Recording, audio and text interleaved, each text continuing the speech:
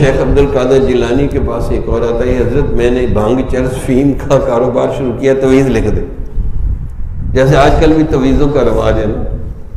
حضرت کیا کہہ رہی ہو؟ کہا حضرت میں نے کر لیا ہے شروع، بس اب آپ کو لکھنا پڑے گا، پیچھے ہی پڑ گیا۔ عورت کسی کے پیچھے پڑ جائے تو جان چھڑانا مشکل ہو جاتا ہے۔ تو حضرت نے کچھ لکھ کے دے دیا، اب اس کا کاروبار چل گیا۔ دوسریوں نے پوچھا کہ کیا تھا؟ کہا جی حضرت سے تویز لکھایا تھا۔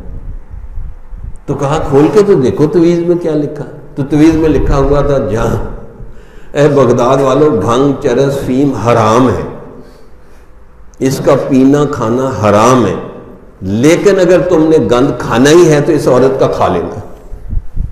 یہ تویز لکھ کے دیا کہ بھنگ چرس فیم شراب حرام ہے، لیکن گند کھانا ہی ہے تو اس عورت کا کھا لینا۔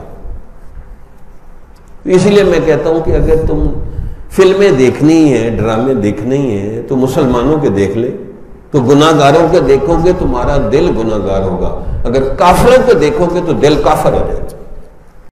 کس سے مانگے کہاں جائیں، کس سے کہیں، اور دنیا میں حاجت روا کو